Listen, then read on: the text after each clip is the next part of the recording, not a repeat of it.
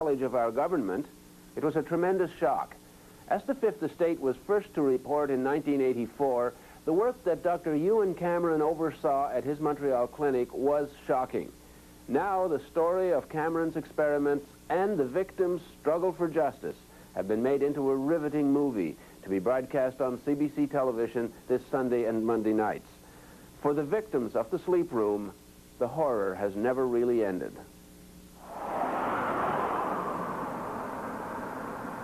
Even if you don't know the history of the Allen Memorial Institute in Montreal, it looks like a natural setting for a movie. A horror movie, maybe. But then, the truth about what happened to hundreds of psychiatric patients there a long time ago is a horror story.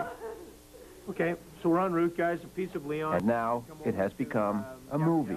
A dramatized account of a bleak chapter in the history of Canadian psychiatry, produced by a former Fifth Estate documentary maker, Bernard Zuckerman. Literally could not make change for $1. I've got it. The central character in the TV movie is a world-renowned psychiatrist at the Allen in the early 60s. His name was Dr. Ewan Cameron.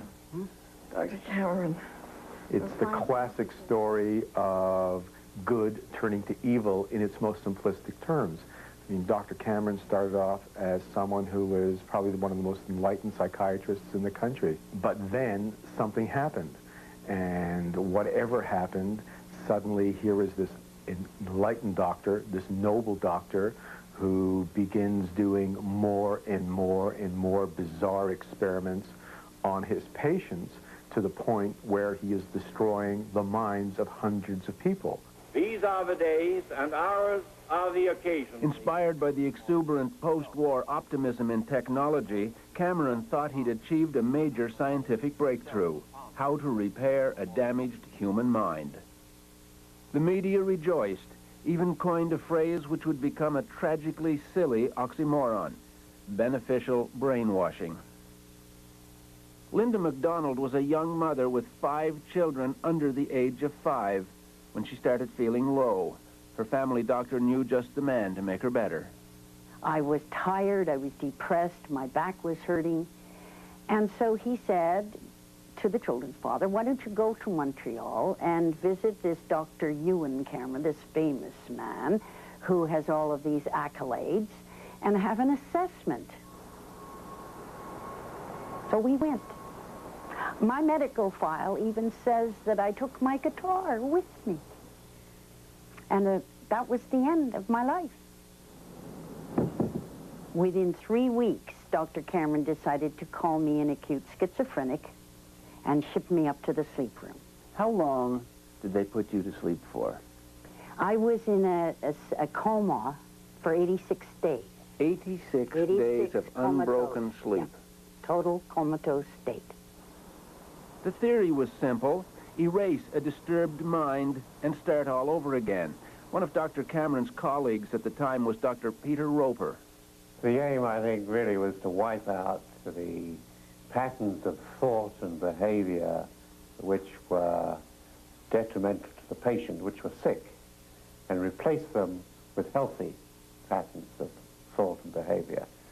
I think this may have been stimulated by the effects of the American prisoners of war in Korea, how they seem to have been brainwashed.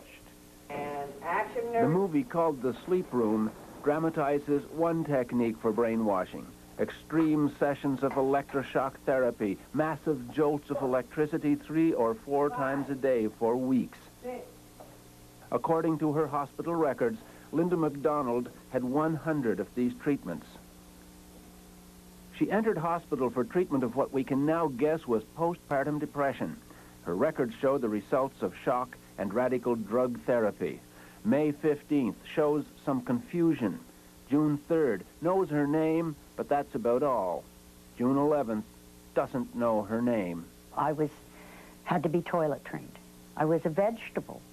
I had no identity, I had no memory, I'd never existed in the world before. Like a baby. Just like a baby that has to be toilet trained. She eventually went home, her depression gone, and her entire previous life gone with it. And this is one of the twins. That was in '62 before I went to the Allen. And this is the same one, I think. I just look at the pictures and I know who that is, who they are, but I don't remember them as my children at all.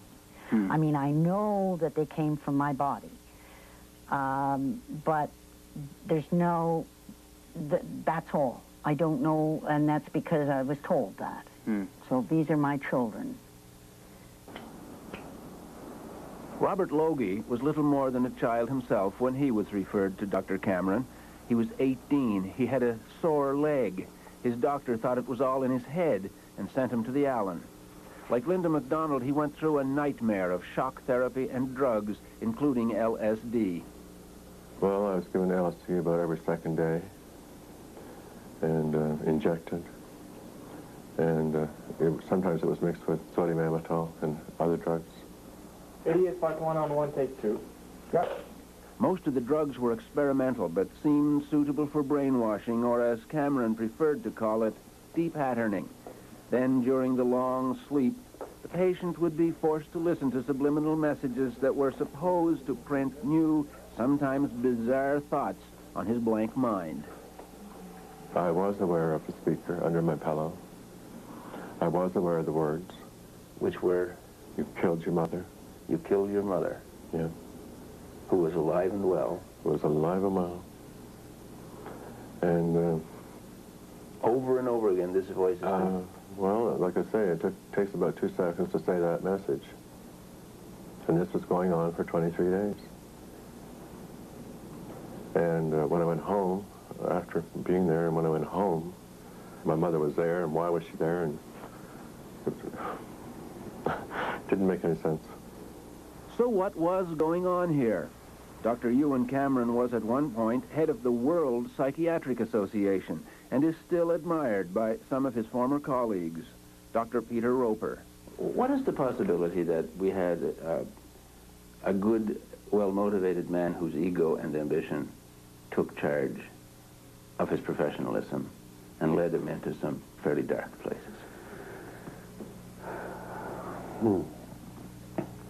Well, I would put that chance as pretty slight. I think it's more likely that if he'd been around to defend himself when this story came out, we'd have a totally different picture of it. What would he say? Put yourself in his shoes. What would he say? I think he'd say, look, I treated these patients to the best of my ability. I didn't get all of them well, but most of them I got better than they were. A travesty, I agree. But in the movie, Dr. Cameron will not come off so well. They're your patients. Most of these people were discharged as cured. It accurately shows that many of his patients, inaccurately diagnosed as schizophrenics, were permanently damaged by his methods. Eventually, even Cameron had doubts about his experiments. He left the Allen in 1964, died of a heart attack 3 years later. By then, the hospital had quietly abandoned the experiments. Destroy these people for nothing. You can't just walk away from this, Cameron. It'll come out and it'll ruin you. You can't walk away. Nobody knows for sure exactly how many people Dr. Cameron and his colleagues exposed to the program of chemical and electroshock treatment they called depatterning and psychic driving, a process which some experts have since called barbaric. But many years would pass before there would be any public or official acknowledgement of what those damaged patients had been through. It would take a dramatic disclosure in the late 70s that the Allen Memorial had been part of a Cold War program of brainwashing experiments, paid for in part by the CIA. Hidden among its most sensitive files were CIA records documenting a project called MKULTRA. Between 1957 and 1961, a CIA front funneled about $62,000 U.S. for brainwashing research by Dr. Ewan Cameron. The American media got the story first, but the Fifth Estate exposed the magnitude of the human tragedy. Experimental drugs, including LSD, were administered to human guinea pigs. The patients were never told that their treatment was part of a CIA experiment. I don't think we'll have radishes. One of those patients was Velma Orlico of Winnipeg. She'd been at the Allen in the late 50s for treatment of depression. She happened to be married to a member of Parliament, David Orlico of the NDP. She'd considered Dr. Cameron a near saint. Now she was being told she'd been betrayed by him. It was an awful feeling to realize when I found this out that the man whom I had thought cared about what happened to me didn't give a damn. I was a fly, just a fly. First, she felt hurt. Then she got angry and decided to sue one of the most powerful institutions in the world, the CIA. As a matter of fact, when she said she wanted to sue the CIA, I said, "You're crazy. How can a hick from Winnipeg sue the CIA?" But she did, along with 8 other former patients, a massive lawsuit that would consume many years and become an obsession for a distinguished American civil liberties lawyer named Joseph Rao. Cameron, all he did was what the CIA was in effect asking him to do, and what he said he was going to do, and he did it. Rao and a young assistant named James Turner knew they were up against a formidable opponent in the CIA, but they thought the odds would be evened a bit by help from a natural ally. They were in for a disappointment. But we expected to have a very potent ally in the form of the Canadian government. And unfortunately, instead of helping their own citizens because the Canadian government was worried about its possible liability, the Mulroney government, in effect, stabbed its citizens in the back at every turn in the litigation. Ottawa actually helped suppress a key piece of information, evidence that CIA officials at the U.S. Embassy had actually apologized to the Canadian government when the CIA experiments were first revealed. Jim Turner is still flabbergasted. You got to understand how important these apologies and expressions of regret were. This is an admission. This is legally admissible in court because it is one of the parties to the litigation saying, "I did something wrong and I'm sorry I did it." That is prima facie evidence of negligence and of wrongdoing that goes a long, long way to bringing the case to a timely conclusion instead of the protracted 10 years of litigation that we had. And action. Mr. Mulroney. The movie underscores the impact of Ottawa's refusal to give the lawyers details of the CIA apology. The lawyers eventually upped the ante on the Fifth Estate. And action? Tonight on the Fifth Estate, startling revelations about the activities of the CIA in Canada. With the publicity wave gathering momentum and the strength of the victim's case becoming more apparent, the CIA caved in the day before the trial was to begin. They settled out of court for $750,000. At the time, it was the largest settlement the CIA had ever awarded, and it provides a dramatic finale for the movie. Because we made them. They couldn't beat us. We won. You write that down, mister. Producer Bernard Zuckerman says besides the financial terms, this was a major moral victory. Here you've got 9 little Canadian victims taking on probably the most powerful institution in America, the CIA, and these little Canadians, they win. They get the CIA to settle and give them money and, in effect, an apology saying what we did is wrong. The movie ends with a CIA settlement, but the story didn't end there. Troubling questions would persist, especially about the government of Canada. So why was Ottawa so ambiguous when it came to helping some Canadian citizens get compensation from Washington for what they endured in a program that was inspired mostly by American Cold War fears? Well, the answer was simple. The government of Canada was even more deeply involved in the Allen Memorial experiments than the Americans. Dr. Cameron's experiments were funded to the tune of $500,000 by the Federal Department of Health and Welfare during the 50s, and the funding didn't stop then. They kicked in over $51,000 after the CIA project ended in 1961, which was when a young, stressed-out mother named Linda MacDonald became part of the Allen Memorial story. When she discovered that her own government had been funding brainwashing experiments on her, she made a dramatic decision. You decided to take on the government of Canada. Oh, sure. Well, hey, considering what I'd already been through, that was a snap. You know, what else? Why not? It must have become obvious to you fairly quickly that you were ramming your head into a brick wall. Yes. I'm stubborn, too. It got to the point where every time, whether it was John Crosby or Raina Titian or then the Honorable Kim Campbell, it got to be, you guys, we're gonna stay alive. And I said that to Brian Mulrooney, too. If you think I'm going away, you've got another thing coming. I'm not going to go away. I finally discovered... Linda MacDonald would hound the federal government for 4 years before finally in 1992, Ottawa grudgingly agreed to compensate her and some of Dr. Cameron's other victims $100,000 each in exchange for signing away the right to sue the government or the hospital. But it was an ambiguous victory. Ottawa refused to acknowledge any wrongdoing at the Allen, a conclusion backed up by a legal review of what happened there.